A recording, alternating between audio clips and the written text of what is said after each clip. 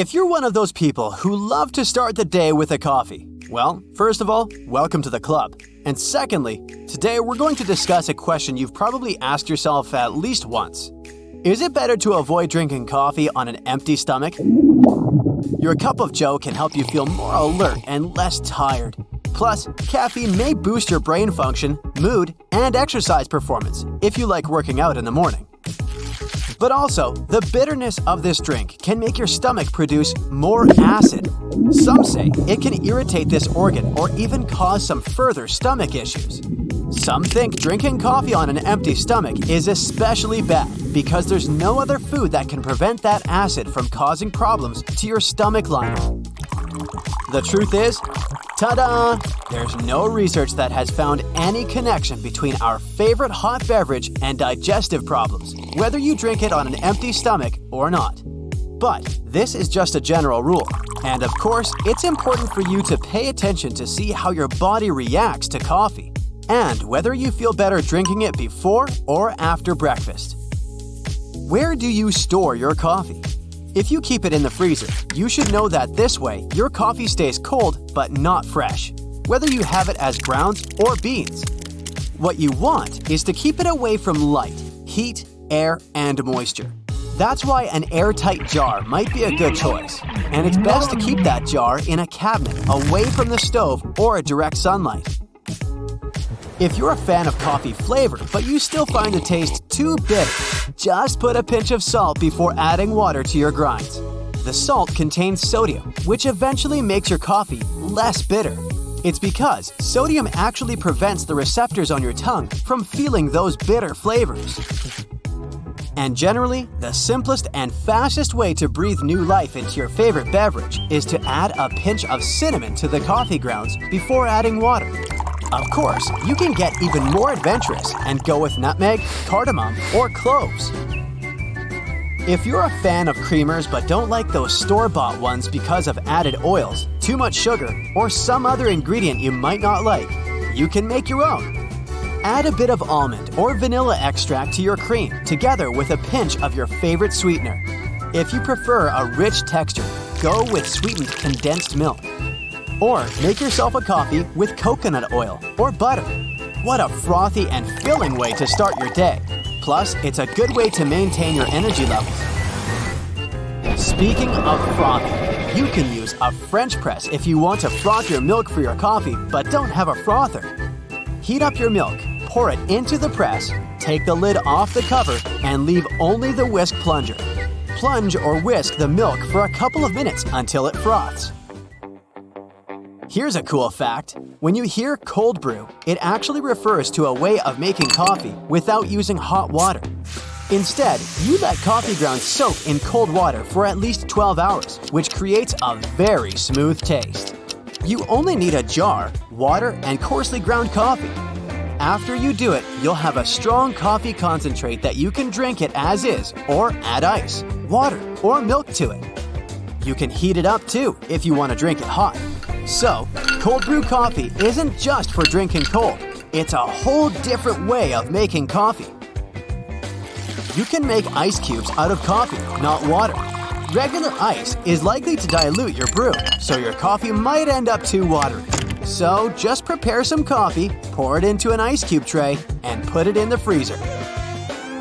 If you have trouble with coffee stains, put baking soda on the rough side of a sponge and rub it carefully. They will go off quickly. And in case you're one of those people who like to drink their coffee for a long time, again, welcome to the club. You might have noticed that it tastes kinda stale when you heat it in the microwave. And if you put it over high heat, it will burn. The best way to bring that nice warm feeling you get when drinking your coffee is by heating it slowly over low heat. Before you brew coffee using a coffee filter, it's a good idea to rinse it with hot water. This way, you'll remove from the filter any leftover bits that could make your coffee taste bad. Also, rinsing the filter with hot water can warm up the container where the coffee will go, which will keep the temperature of the coffee steady while you make it.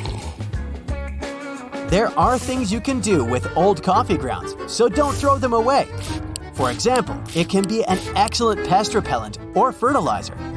Or if you're a fan of candles, add some old grounds for a nice coffee smell. If you're a fan of shaken espressos from Starbucks, here's a version you can make at home. One TikTok user has a video where you can see how to prepare a brown sugar oat milk shaken espresso. She first takes cinnamon, brown sugar, espresso, and ice and puts it all in a mason jar. She seals it and shakes it until the mixture is frothy. Then she tops it off with a bit of milk and stirs it. Have you heard of Dalgona coffee? If you're a fan of both TikTok and coffee, you could hardly avoid this trend. One user crafted a cool trick for those who don't have blenders on hand. Just take a whisk. In her video, she uses 3 main ingredients to prepare a Dalgona coffee: sugar, instant coffee, and hot water. She puts it all into a big cup and then mixes the ingredients by rolling a whisk with her hands. It might take a little bit longer than with a blender, but it's still a cool trick in case you don't have one or don't feel like washing it. TikTok strikes again. Thanks to this platform, the term frothy has become largely popular. It's actually a very simple trick to turn your coffee into a meal. To try it out, you need to make your iced coffee as you usually do. But instead of creamer, add the pre-made protein shake you love. Maybe chocolate or vanilla flavor will do. Both will taste great in coffee. You can add some extra milk, cream, or sweetener to get a delicious on-the-go breakfast. How to prepare espresso without espresso? No, it's not a mistake. It's actually a cool way to still enjoy your favorite flavor even if you don't have an espresso machine. As a popular TikTok user showed, you can actually use instant coffee and turn it into espresso. Add more of this substance into a smaller volume of water when you make it. Of course, it won't taste exactly like an espresso, but it can be a good alternative and even slightly more bitter than regular coffee. You can cover this taste with sweet syrups or dairy products, though. Just make sure to use a high-quality dark roast instant coffee for this hack. If you use a coffee machine, don't forget to clean it on a regular basis. When you make coffee, the beans leave behind some oil that can build up and stick to the insides of the machine over time. If you don't clean the machine, the residue can mix with your next batch of coffee and make it taste bad. Also, try to use quality beans only. They cost a bit more, but if you're a true coffee enthusiast, it's really worth it. It doesn't mean you need to get the world's most expensive coffee, of course, since that one costs over $600 a pound. An animal called the Asian palm civet eats coffee beans and processes them in its stomach, and that's what you pay for. This drink costs between $35 and $100 a cup.